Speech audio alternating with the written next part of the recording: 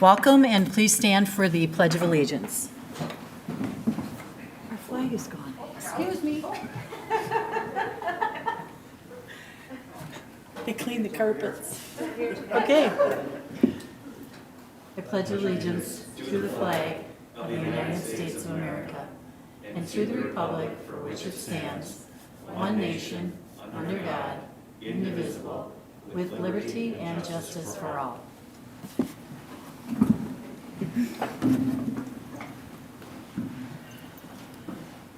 Okay, let the roll reflect that Councilmember Leifeld is absent and all other council members are present, and a quorum has been established. Tonight we will be reading the proclamation for Black History Month. And Councilmember Vaughn, if you would start, please. Sure. Whereas Black History Month is celebrated to raise awareness of African American accomplishments and contributions to our society, and whereas African Americans are part of Minnesota's story from before it was a territory to the present, and whereas George Daniels was an enslaved African American man who freed himself during the Civil War by crossing battle lines to join Union troops. In the process, he and Beverett Brigadier General LeDuc became acquainted and built a strong, trusting relationship. Daniels moved to Hastings, where he lived and worked along LeDuc, married Chloe Hudson, and started a family. And whereas the story of George and Chloe Daniels is not unique and represents other African American families that found their way to the Hastings area following the Civil War, and whereas in the early 1890s, the Curry and Wallace families organized other African American community members to establish Brown's Chapel African Methodist Episcopal Church, which served as the center of religious and social activities for African Americans in the area from 1892 to 1907, and whereas recent census data showed the number of African American residents in Hastings has increased by 51.2% in the past decade. Hastings continues to strive for racial equity to provide a healthy community for all, and the City Council has made diversity, equity, and inclusion an important initiative among its strategic priorities, and whereas the importance of observing Black History Month in the City of Hastings is to acknowledge, recognize, and welcome people of African descent and their contributions to the City of Hastings, while simultaneously recognizing the injustices they have endured. Now therefore be it resolved that I, Mary Fassbender, Mayor of the City of Hastings, Minnesota, and the Hastings City Council hereby proclaim February 22nd, 2022 as Black History Month in Hastings, Minnesota. Okay. Thank you all. Tonight we have new employment introductions, and Hastings, we are very fortunate to have these employees and dedicated to our community. So tonight we will introduce several new hires. And Chief, will you be starting?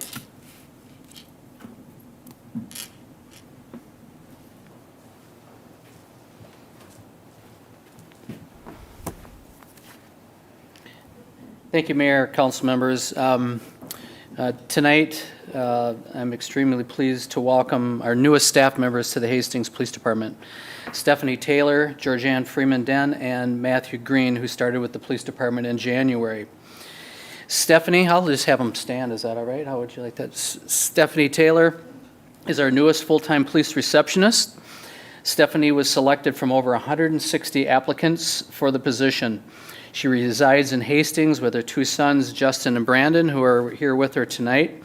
She was formerly a 911 operator for the University of Minnesota, a UPS customer service center supervisor, and a food service associate. Stephanie has brought a new life of laughter and fun to our front office. There's not a day that goes by. I almost have to close my door. I'm on the opposite end of the building because they're laughing and having such a good time. So that I shared with council at our workshop of the morale, the high morale that we have in our agency, and and the great employees that we have. So we continue to build on that with hiring Stephanie. Our next employee is Georgianne Freeman Den. She's one of our newest police officers. She was hired last month as well. Georgianne is a Hastings resident, and she previously worked as a crime prevention specialist with the Savage Police Department. And we talked about how we like laterals and we like to steal people from other departments. She was a prime example. She was also a former Hastings Police Reserve, so we're extremely proud of that. Georgianne brings a bachelor's degree from the University of Minnesota in Sociology of Law, Criminology, and Deviance, and obtained her law enforcement skills certificate with Rasmussen College in 2021. I think is an interesting story I like to share about Georgianne. And when she interviewed, she told us that she had planned her life out, including raising a family and everything, and her college degree. She had timed it all out just so she could be in a position to become a Hastings police officer. So I think that speaks volumes, once again, for the quality and committed employees that we hire here. Second is Matthew Green. He's our latest hire. He worked as a public safety officer and interim sergeant for the University of St. Thomas. He formerly served as a store company manager for Walmart and other sales associate positions for over 10 years. So he is a second generation hire coming out of the private sector and wanting to give law enforcement a try, and we're extremely proud to have him.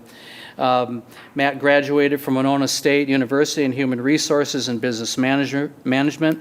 In 2020, he completed his law enforcement certificate from Century College and finished his skills at Hennepin Technical College in 2021. And as I mentioned, I'm a Winona boy. He's a Winona boy, so hopefully you get out of him what you got out of me if you're satisfied with it. If not, I don't take credit for it. So, but interesting story. My college roommate from Winona, who went on to be a deputy sheriff in Winona, him and his wife, and he was raised right up the road from them. So small world. So once again, I want to recognize them, and I welcome them to the city of Hastings. I wish them a long and illustrious career here. I'm proud to have them. Thank you. Thanks, Chief. And Ryan Stemsky's here with us tonight from Public Works.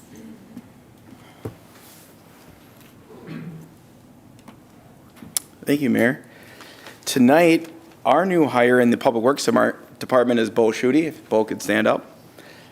Bo's story is kind of interesting. He came to us originally as a consultant this summer. We needed some overflow help, and so he came in from WSB, an engineering consultant, helped us out, brought in high-level expertise. All the staff liked him, and he came into my office a few times and wanted to learn the staff of Hastings. He wanted to learn the policy of Hastings. He kind of was ribbing me a little bit. Is a position ever going to open up? And at the time, the answer was no, but Bo kept doing a good job, and as fate would have it, we did open up a position. Bo applied. He rose to the top, and we couldn't be happier to have him here. So kind of an interesting start. It makes me feel like he's been here a little bit longer than he actually has. So a little bit on the details there. Bo did actually start as a full-time employee on December 15th of last year with the city of Hastings as an engineering technician in our department. He brings with him 4 years working on municipal design in construction services. So 4 years of experience of doing exactly what we need him to do here in Hastings. Bo grew up in Cannon Falls, where he eventually attended Dakota County Technical College, where he received his degree in civil engineering technology. Now, Bo is also a local Hastings resident, where he lives with his wife, Maddie, and his 2 kids, Noah and Ella. So Bo is excited to now serve in the community and where he calls home, which is fun for him and in the community. Bo is an avid outdoorsman. You can when he's outside of work, he's an avid outdoorsman where you can oftentimes find him fishing along the rivers in Hastings. Maybe you'll have to give me a tip one of these days. Or you might find him hunting waterfowl across the state of Minnesota. Bo, one thing I did remember from checking references on Bo, one of his supervisors told me, Bo is like a rising tide. Which means that he brings people up around him. So with his attitude and his hard work, that really stuck with me. And so far, Bo has really lived up to that in our department, which is really exciting for us. Bo is not shy, so when he's around, please stop by and say hi when you see him out and about. He's asked a lot of questions in the department, which just shows his passion for learning and growing in the department.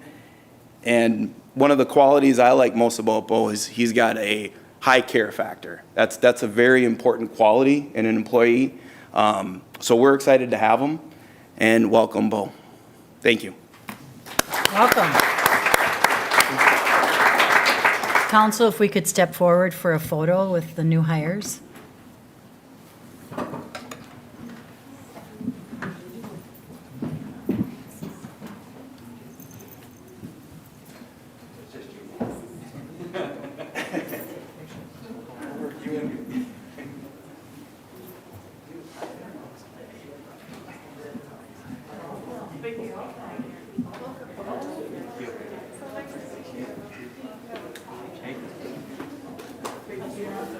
Welcome, Bo. Nice to meet you.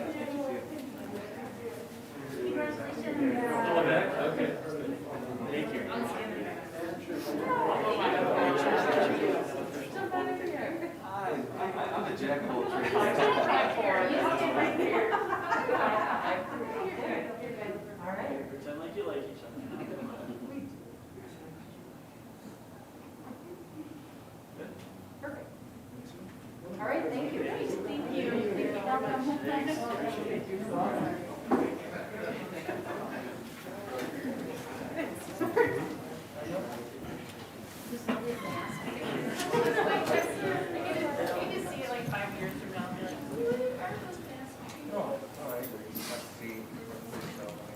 I threw that yet, too. I think we needed to do that. Yeah.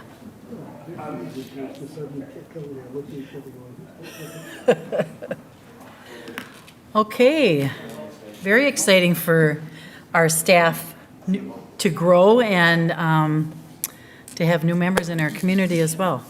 Council members, are there any corrections to the minutes from the workshop or the regular meeting on January 18th? Seeing none, they are approved.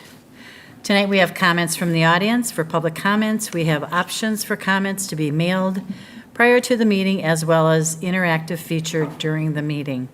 For the emailed comments, they have been forwarded to the City Council, and their receipt is acknowledged. Please recognize that items not on the agenda will not be discussed this evening.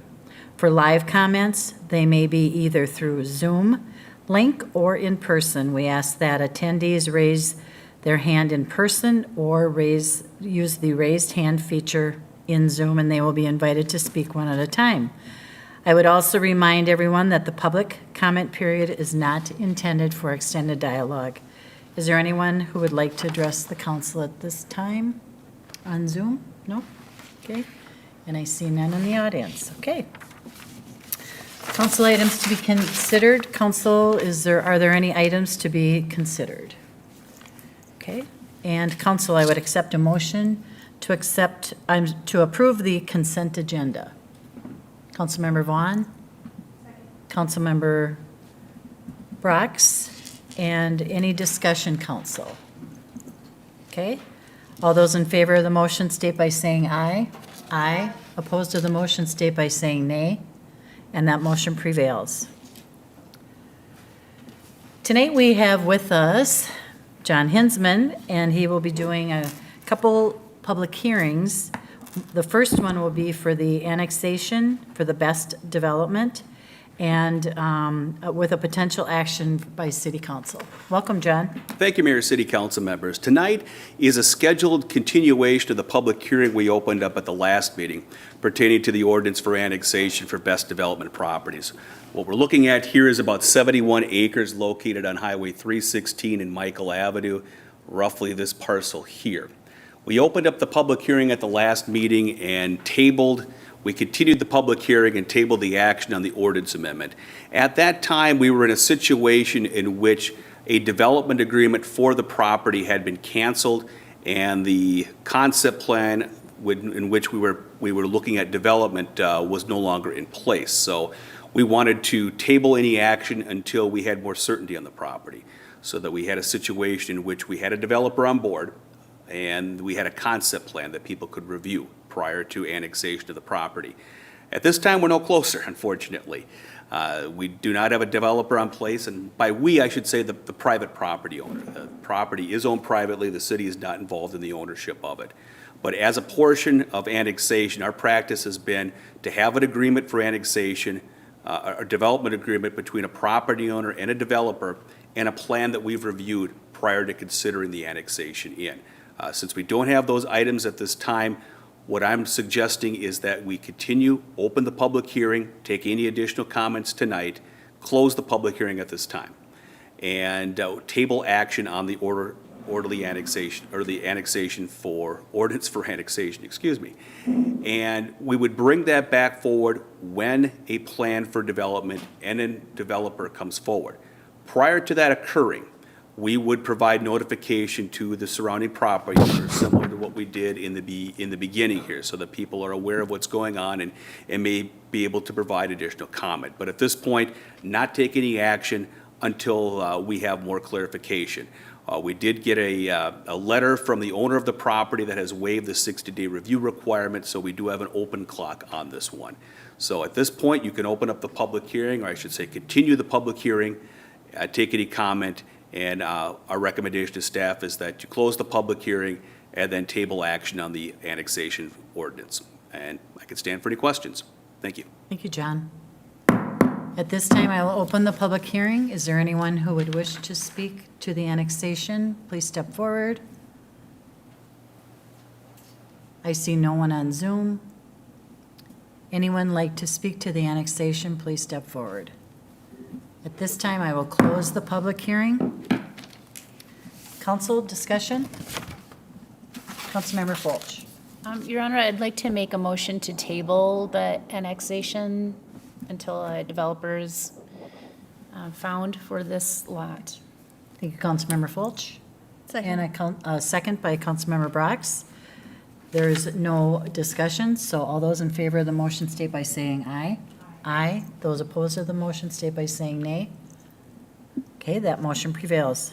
Thank you. John, you may continue with the next public hearing for the City Code Chapter 34, Building Department Fees. Okay, thank you, Mayor, City Council members. As the mayor pointed out, we have an ordinance amendment relating to fees. We'd gone through a bunch of fees at the end of last year. Did want to take some time to go through some of the building permit fees separately, since there were some more changes in it. Bottom line is the changes that we're proposing in the building fees are not terribly substantive, but there are a few of them that I wanted to go through and make sure that there wasn't any questions from council. So when you look at it in general, what we're doing here is we're including some fees that historically have been charged but have not been within the Chapter 34 ordinance of the city code. This includes the building permit valuation table, state surcharge computation, and plan review fees. These are fees that we've continually charged for many years, but they weren't codified. So we are putting them into the ordinance, similar to what we've charged in the past. The only difference is that is raising that minimum valuation fee from $29.50 to $50, and that would be the only change there. We're also eliminating some fee categories as we look at our building codes. Separate fees for in-ground swimming pools, retaining walls, and patio doors have been eliminated. The swimming pool work will be based on permit valuation, and the patio doors will be charged with other doors and windows. So still be a charge for it, but we're not calling it out separately as we have today. We're also simplifying some of the permit fees for plumbing. There was a large table with different fee valuations. We are going to a straight fee on that one. Also doing the same thing with fire sprinkler and alarm system fees. Those will all be $100 on a base fee. And then the fire suppression hood installation going up $25. So the bottom line is that the impact on these fees is fairly negligible, not terribly large in any one category, but wanted to make sure that the council was aware of the fees and be able to answer any questions that you may have. This is a public hearing. You can open it up at this time, or I can stand for any questions. Thanks. Thank you, John. At this time, I will open the public hearing. Anyone wish to speak to the fees, the building department fees? Any on Zoom? No one on Zoom? One more time, anyone wishing to speak to the fee structure increase? Seeing no one, I will close the public hearing and open the discussion for council. Any discussion, council?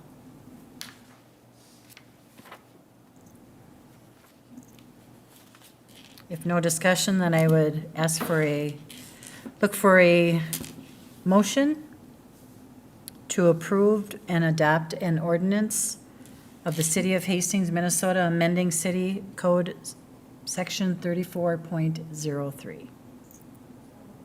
Councilmember Fox and Councilmember Fulch. Any new discussion, council? All those in favor state by saying aye. Aye. Opposed to the motion state by saying no, nay. And that motion prevails. And we have a third public hearing for City Code Chapter 70, the micromobility vehicles. John, you may continue. Right, thank you, Mayor, City Council member. The first question the council may have is, what is a micromobility vehicle? This is essentially small vehicles, electric bicycles, electric scooters. What we're doing with the city code is we're establishing regulations primarily for the operation of private rental facilities within the public right-of-way itself. And so this is a new portion of our chapter of our code. It's in response to a request that we had from Bird Rides, which is a rental scooter operation that operates throughout the country. They operate in Minneapolis and St. Paul. What they do is they offer scooters on a per minute basis. So you come in with an app, zap your card, you can rent a scooter. The scooter is generally within the public right-of-way. They may be parked at a central location, but it's not rented from a store, the Bird store. It's within the public right-of-way generally. Because these items are within the public right-of-way, we wanted to ensure that we had regulations in place. We were very hopeful that operations can operate in such a way that they will not pose any sort of nuisance or violations on anything, but wanted to ensure that we had stipulations in place. So what this does is this puts those regulations in place. It also puts into a licensing requirement for those that operate private rental businesses in which the rental occurs within the public right-of-way. It's a key distinction there. So if you're operating in an electric rental, say an electric bike rental facility, and you have a storefront location, this is not applicable. This is only applicable for those that are operating these type of micromobility vehicles in which those vehicles are rented and left within public rights of way, not at a central private location. So that is a key distinction there. We have a couple of things to note as far as the fees go. This would require an annual $500 license and then a $50 per vehicle charge for this. It would also be a separate license agreement that we would approve by the city council. We have a draft by the city attorney that we will be working on. There's also established of an impound fee provision that would have a $50 initial impound fee and $20 per day after that. So we've hoped to take into consideration various items to watch out for, looking at this to be operating in such a way that it would be pleasurable for folks and be a great benefit to the city, but not be a detriment in any way. Looking at the micromobility fees and the ordinance, we were able to look at other cities, New Ulm, Duluth, and a few others in drafting this ordinance. So again, this is the micromobility ordinance. You can open the public hearing at this time, or I can stand for any questions. Thank you. Thank you, John. At this time, I will open the public hearing on micromobility, I'm sorry. Vehicles and establishing fee for micromobility sharing. Thank you, sorry. Anyone on Zoom? Okay, no one in the audience. At this time, I will close the public hearing. Council, any discussion? Councilmember Fox. Your Honor, I'm very excited about this opportunity, and I think after all of the conversations we've had as council about tourism and the importance of it, this is just one more step to make that possible. And I'd like to make a motion to adopt the amendment to the City Code, Chapter 70.09. Okay, thank you, Councilmember Fox. Councilmember Vaughn, second. Any new Councilmember Brox? This is a little bit more in the public safety arena, John, so I'm sorry if you don't have this information in front of you, but whose responsibility or liability is it that the person who's operating these vehicles is licensed or is the appropriate age to be operating the vehicles? Because I understand with this action, we're licensing the operator, but whose responsibility will it be for the people who are using it, that they're the appropriate age and all those kind of details? Will that be our responsibility or would that be their responsibility? Councilmember would ultimately be the person we would license, the operator of the business there.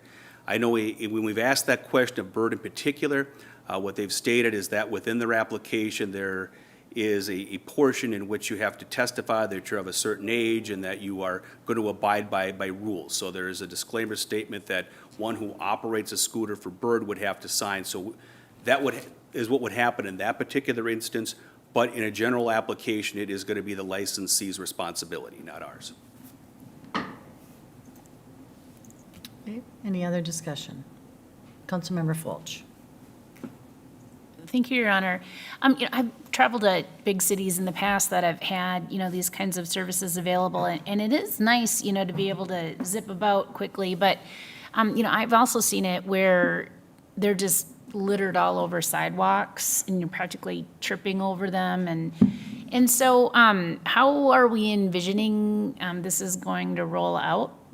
Are they going to have like a bike rack of scooters, so to speak, an area designated for the scooters to be left? Or is this like I've seen in other cities where they can just leave them wherever they're left on the sidewalks for the next person to grab? Sure.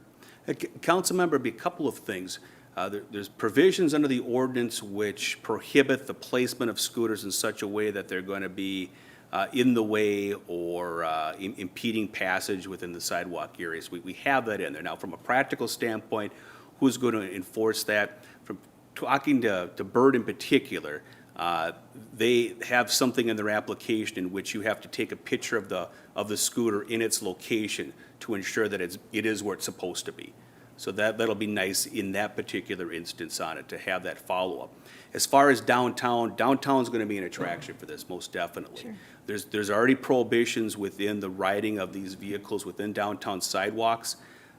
Bird in particular has an application in which they can geofence areas out that will not, which you cannot allow scooters to be ridden in. So if you're riding down Sibley Street and you get downtown, boop, it's a stop at that point and you can't widen the sidewalk anymore. So we have those provisions in place so that we can hopefully negate that in the downtown area. As far as, hubs, if there's going to be particular hubs that they wish to place scooters at, then we're going to have to be able to negotiate that through the agreement.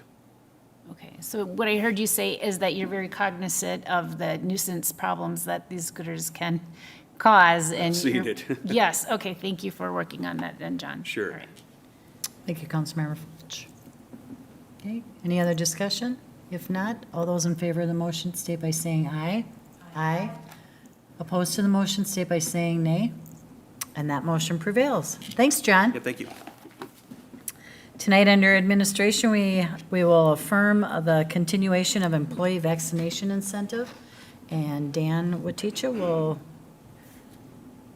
Thank What's you, up? Mayor. Thank you. Thank you, Mayor. This is on the agenda really as a matter of avoiding potential confusion. If you recall back about a month ago, early January, OSHA had a regulation in place dealing with larger employers, including Hastings, needing to require either employee vaccination or weekly testing requirements. We started taking steps towards that Shortly thereafter, the Supreme Court stayed that, and OSHA later withdrew that ETS. And as soon as that happened, we hit the brakes and said, we're not proceeding with that. It's no longer a requirement under the law. But where there's potentially some confusion is, at the same time that we adopted that policy, we also included a vaccination incentive. We said it makes for a safer workplace, it'll reduce absenteeism. In that case, it would have reduced the expenses related with weekly testing. So we put in place an incentive for employees to get vaccinated and report that vaccination status to the city. It was two parts, one being for most regular employees, a wellness day, give them a paid day off sometime during the next year. For paid on-call firefighters or some of our seasonal positions that don't work quite the same regular schedule but are still employees and have that same benefit for us to know that they're safe and healthy. We had a cash stipend as an alternative to that wellness day because they don't really work a regular schedule. Anyways, that incentive was not part of the OSHA ETS. It was not part of those federal requirements. It was separate from that. Believe that it's still separate from that in our policy.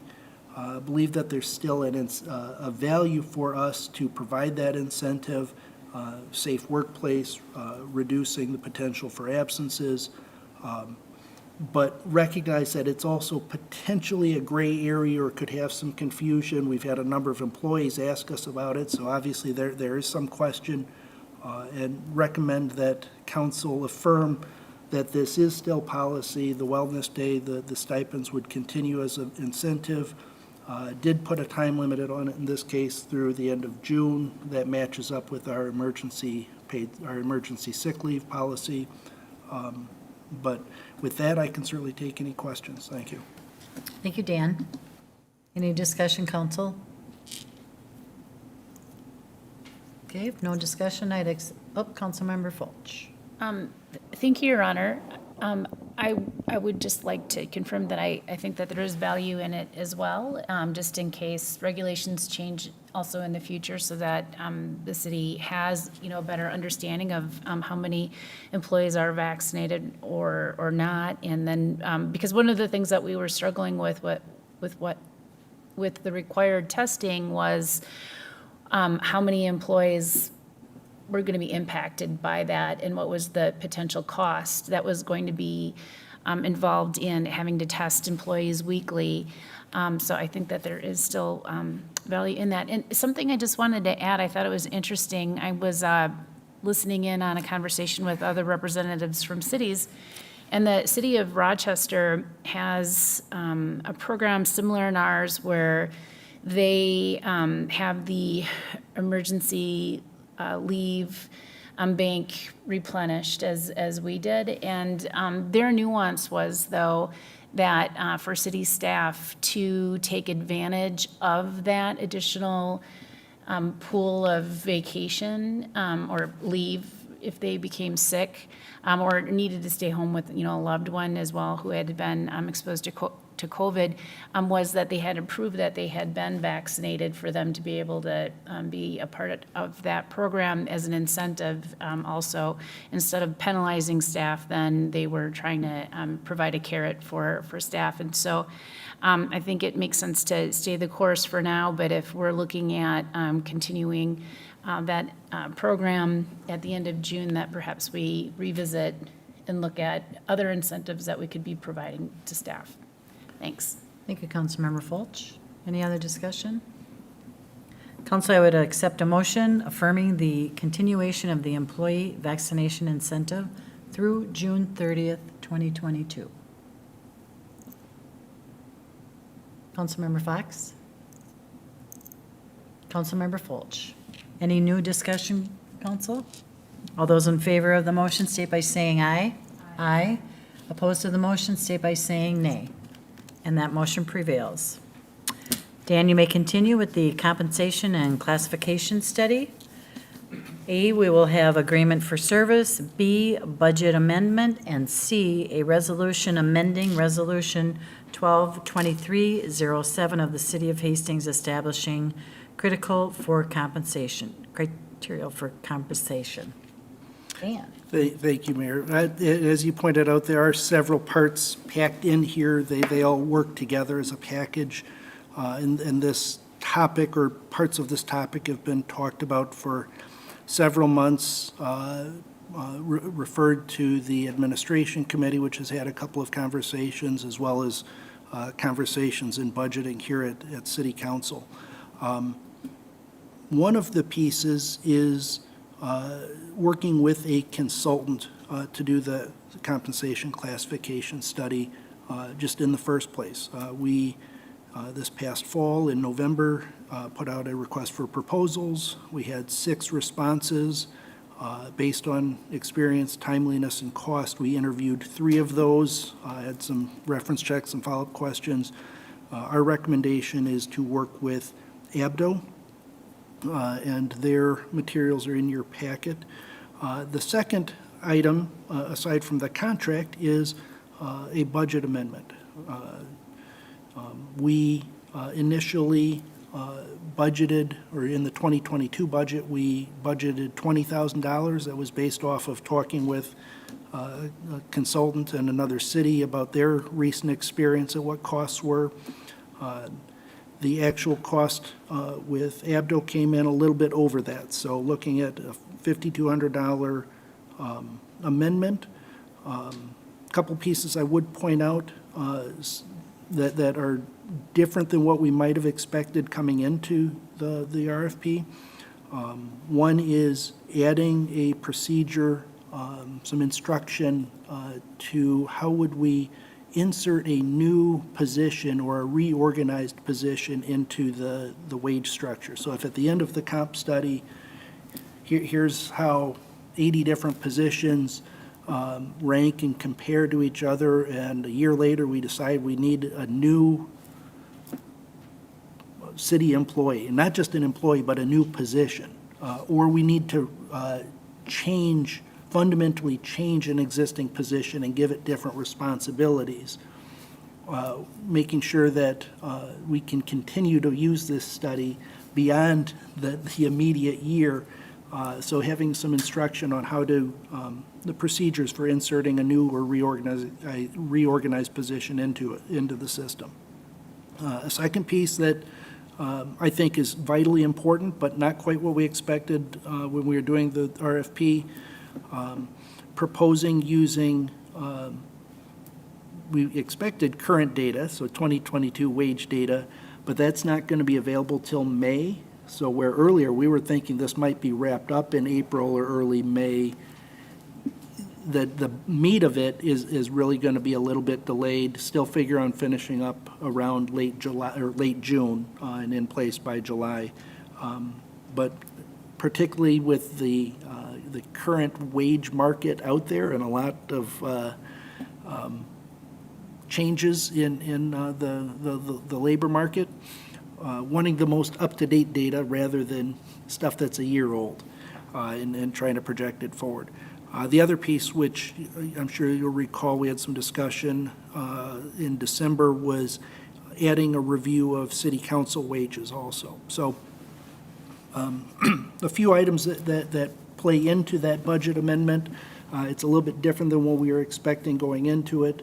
It's still a reasonable price. The recommended vendor, the recommended consultant, ABDO, although we certainly looked at the wage or the cost, it was not the deciding factor. We really were looking at experience and timeliness, their responsiveness overall. The third item in the packet is the resolution or amendment of a resolution from 2007. Back then, the city council said, when we compare ourselves and our wages, we should compare ourselves to similar cities, and defined that as cities of 15 to 35,000 population We're about in the middle of that, and within the 7-county metro. So a matter of here in the Twin Cities, in the metro area, levels of service or types of services are probably different than they might be outstate. So just trying to recognize, compare ourselves to as much as we can similar communities. The administration committee in its discussion said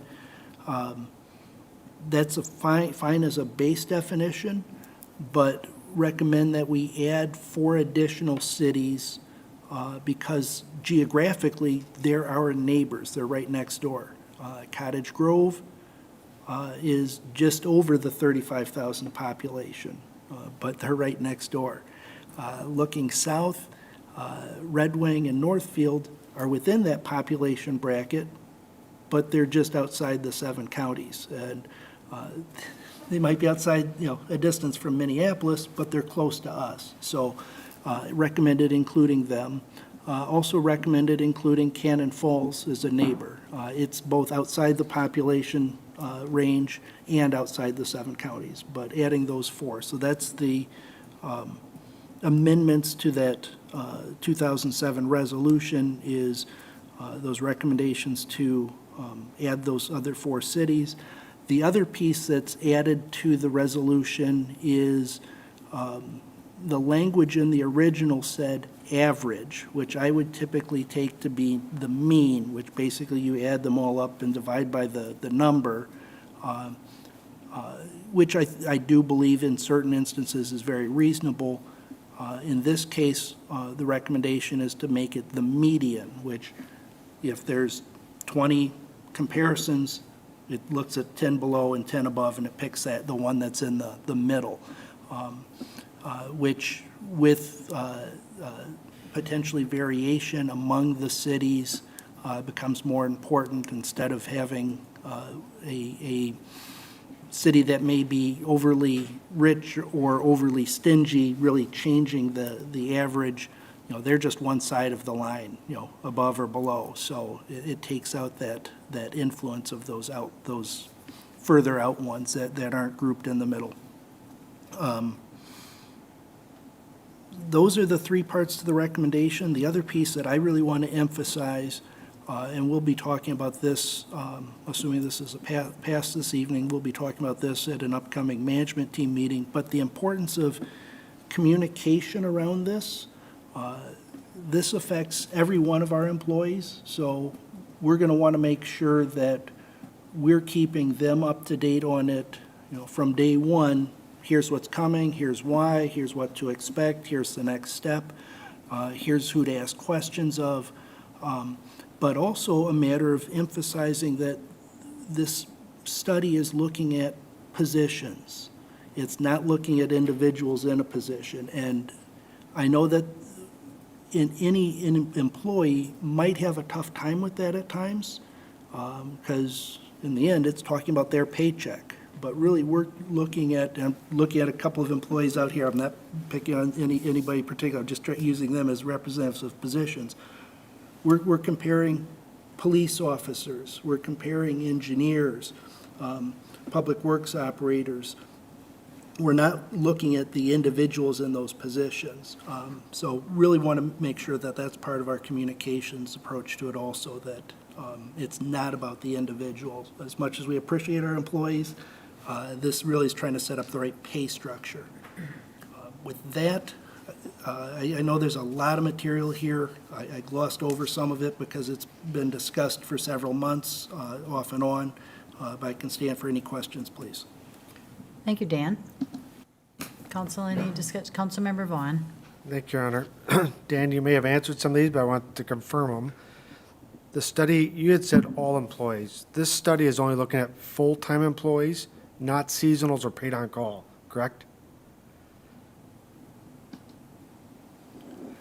That's correct. There may be something we could inquire into, but it's beyond the scope of the RFP. And then with that scope, so all union positions will get looked at as part of that scope. But if they're in a union contract, do we revisit those contracts or do we wait till, does it get implemented in their next contract? or is that an internal discussion still to happen? Both. My intent would be, let's say this wraps up in June. My intent would be that we sit down with those unions and say, hey, can we reopen the contract midterm and make an adjustment here in June, July? We've negotiated 4 of the 5 contracts over the past few months, and that's been a recurring refrain from me, because every one of them has said, look at our neighbors, we should, give a raise compared to that, and I've held off saying, we need to do the study. I don't want to just look at a single neighbor, really want to work the process. So I at least have made a commitment that intend to be doing this, and that certainly played into the negotiations with them and the trust relationship with them.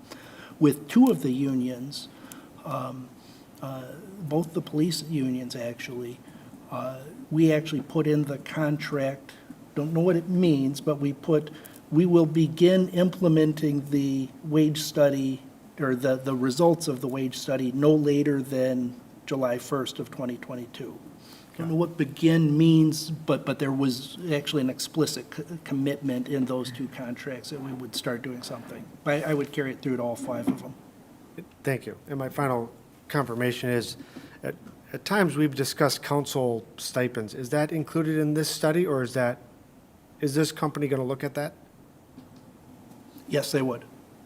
Got it. I just want to make a clarifying point, because if anybody read one of our local papers, that was an editorial, but that wasn't true. I mean, the facts that we just got this proved today, that we did not give ourselves raises. We don't get to do that anyways without it being implemented down the line.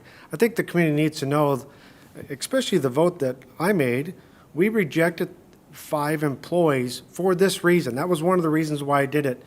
This is an outside view looking at all of our positions at the same time, and I think our city administrator is saying it. This is going to be a difficult thing to implement, because it's got people's names to it, but we're trying not to use the names. We're using the position. So I cheer on staff. It's going to be a challenge to implement it, but I think it's the right thing to do for the community. I think these employees deserve it, and I'm glad we're taking them all at the same time and move up what needs to be moved up. We need to be competitive with the neighbors. So I'm glad we're doing it. I think this is the right time, and I like the time frame that we can implement this too. So thank you. Thank you, Councilmember Vaughn. Councilmember Fulch. Thank you, Your Honor. Dan, I had a question in regards to what you were just saying about the median, using the median, and I was looking at here in the write-up how it says the city's policy from 2007 is to base the wage scale on the average paid by cities, populations 15,000 to 35,000 within the 7-county metro area. And so I think that we should revisit that as well. I agree with you about looking at the median, but for us to have further policy conversation about, do we just want to be shooting for 50%, or do we want to be competitive? I think that it's interesting, cities do this where they look at each other, comparatively, and everyone says that, our employees are our greatest asset, they're our greatest resource, but we're just gonna shoot to pay them, the median or the average. And so how does that factor into competitiveness? And so I would like to see us have further conversation about that. I understand why they're looking at what the median salary would be, but do we want to do better than just being the median in retaining and attracting new employees? We have heard so much conversation, we as the council have heard so much conversation in the last couple months from our fire department, from our police chief just today, about how important it is to attract new employees. The fire chief shared with how truly dismal the situation is with keeping on their full-time employees right now. They're way understaffed. It's just incredible. They are begging for resources to be able to bring on more staff because they're afraid that we're going to continue to lose the existing staff. And then just today, our Chief Schaefer shared with us that morale is high in the police department, but they're very worried. It's extremely competitive right now within the across the law enforcement profession. And we're super fortunate that we're able to still attract staff, but there are very competitive packages that are being given out by other police agencies at this point to try to attract law enforcement personnel. And so, I mean, something for us to, consider is, and this is why I'm bringing it up. I mean, we've just heard our chiefs begging us for resources and for assistance and bringing on more personnel and keeping their personnel. And so I think that we do need to have more conversation about, do we just want to be average, or do we want to step up and help them in attracting great staff, but also retaining staff so that they're not going elsewhere. So those are my thoughts. Thanks. Thank you, Councilmember Fulch. Did you want to speak to that, Dan, or no? Okay. Any other discussion, council? I would be looking for a motion approving, number one, the agreement for services with Abdo, two, the 2022 budget amendment of $5,200, and three, a resolution amending Resolution 12-2307, establishing criteria for compensation. Councilmember Vaughn. Second. And Councilmember Brock says a second. Additional discussion, council? All those in favor, Councilmember Fulch. Clarification point, then, I guess this is a question for Dan, then. Are we setting, then, our standard at this very moment? Or can we have further conversation about policy and what it is that we're going to shoot for in the recommendations moving forward? Are we just going for median? I mean, again, to the point that I was just saying for employee retention and recruitment efforts. I'm going to straddle the fence here. I think both. The resolution does say median. I would also very much believe that as the study is completed late spring, early summer, and we look at how do we implement it, that question could certainly come up again in terms of, is median what we want, or 60% or some other figure? Right. It won't change the scale of the study. If, for a position, if we look at a dozen neighboring communities and they pay anywhere from $50,000 to $60,000, that range, those dozen communities are still going to be $50,000 to $60,000. So whether we take the halfway point or the 60% point, that it'll still be the same set of data. So I think it is something that can come up later this late spring. But you're right, median is the term that's in the resolution tonight. Okay, I'm going to support it for now, but I would hope, because, to honor the pleas that we have just heard from, again, the police chief and the fire chief, that we have further conversation about this so that we can be a resource to them. Thanks. Thank you, Councilmember Fulch. There is a motion and a second. All those in favor of the motion state by saying aye. Aye. Opposed to the motion state by saying nay. And that motion prevails. Thank you. Council members, any announcements? Thank you, Your Honor. Your Honor, I just wanted, it's more of a concern than an announcement. It was within the local paper, the Journal, their edition from last week, that there was the Minnesota Pollution Control Agency was fining Ardent Mills in regards to a violation from some equipment upgrades that took place in 2020. And so the finding was in February of 2021, and they're now implementing the fine because of lack of, from what I was reading, it seemed not coming into compliance, perhaps with the MPCA regulations. And so, so in November of 2020, I had brought up to staff that I was receiving, complaints from neighbors of mine. I live on Tyler Street up by the mill. And I had to concur that it had become very, very loud at the mill, and then particularly after the leaves fell, you could hear it even more. So that there was this really awful, constant ringing that was coming out of the mill. And so, so that was in November of 2020 that I contacted Ardent Mills, the manager, and city staff, and so finally, staff had asked that we put in complaints to the MPCA about the noise violation. And so over the last several months, I have continued to follow up with MPCA staff, asking for them if they're going to do the readings for the noise. And they did finally do a compliance check, and the staff person that I had spoken to said that the reading that they had taken during the day was actually louder. It was higher than what the an evening reading would be allowable. And so they were following up with them to find out what a course of action would be for a correction.